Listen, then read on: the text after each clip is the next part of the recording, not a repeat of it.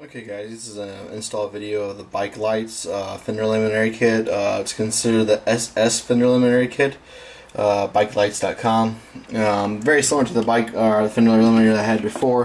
This one's going to tug up a little bit further underneath the bike. It's got the same LED blinkers and basically the same tag light on the back, made out of the same plastic. This one goes up underneath the rear, and the way the blinkers are bent, you can kind of see it'll be. License plate should still be readable, so hopefully no pulling over. In the contents of this package, I got the one with the blinker, so it came with those. You just got to solder these on or crimp them on. It comes with a bag of miscellaneous washers, some little connectors so you can tie into your other wiring harness, zip ties, and some actual nylon locking nuts, which is nice. Also came with the load resistors. As you see in my other videos, or if not, you can look at them. I did install the relay, so I won't have to actually use these, so I don't have to worry about it. I mean, as it says here on the package, load resistors, caution, will get hot. That is very, very, very true on these things. These will get nice and toasty. Don't need them. That's good. And it comes with some instructions. Now, this instructions here is, for anywhere from Honda CBR 600 to 1000RR, and you have some special instructions if you're 2005, 2006, 2004.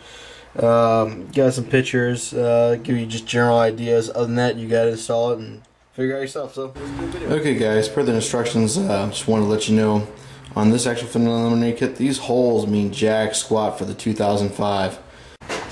Okay guys, I want to show you that this Fender Eliminator kit for the 2005 is basically, you get a nice mounting plate, but as far as mounting it, the pre-drilled holes really aren't that useful. There's one out of the group, and there's 4 holes that are pre-drilled. Those 3 which you see, and this one here. The other 2 are not pre-drilled. So what I did is I took this one and drilled that hole, or I used that hole that was in here and drilled a hole actually where my battery compartment is. These 2 here, I had to drill a hole in the battery compartment and the actual Fender Eliminator kit. And I'll show you that where those holes come up in the actual body work here. Go around the top. Now, in here you'll see that I put it down here and one here. This is the top one that goes actually through one of the holes that they had, and it worked out pretty good. These 2 I had to actually drill through. Now I put these on the recessed area because when you put your battery foam padding in here, that way these screws won't eat and rub from the vibration of your bike, won't rub away at your battery, cause leak acid over your back. It's an expensive adventure to go through. It's not fun. Now, as far as your wires here, when you come out, I drilled a hole on this one here to mount my wire to get a little cleaner install, come around behind. And then everything, there is a drain hole right here. And so I took all my wires, went up back behind here, came in through this drain hole. This drain hole on a 2005 is not in the battery compartment itself, but it's right up here by the fuse blocks, and it goes down right in there. So that's where you mount that at. And I chose to, like my other videos, reuse all the stock wiring. I just did some heat shrink to extend the wire, and I'm gonna take this and put a nice zip tie and bundle it up tight somewhere so that I didn't want to cut it up. That way I can make the wires a little better, so when it goes biking for maintenance. By getting that middle hole, you pretty much get almost dead straight on. You can definitely tell this kit isn't exactly designed for this bike, like I said, because you got this nice extra plastic left over here. Nothing's like really, the only thing I used was this corner here to kind of go off by that corner there to kind of line it in that first screw here in the hole. Now we'll see what the finished product looks like in here a little bit.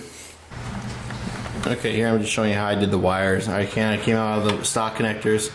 Like I said, came down and I just zip tied it right along with the stock wiring harness back here, and came right here. And this is where the clip to hold the wiring harness. I just wadded the wires up, and I went through this part of the frame that goes right inside, so it's easy to get to, right in here.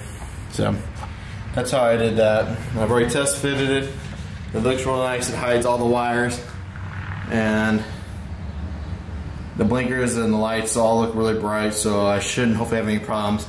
And it looks like I'm hoping it clears the exhaust well enough, to get rid of any kind of heat issue that we might have for the plastic getting soft or hot. That'll be determined on the rides, I guess. I don't know, not the best way to do it, but that's the only way to do it.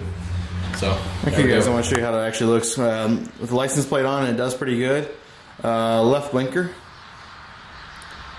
right blinker, so off. So that's what it looks like when it's actually functioning.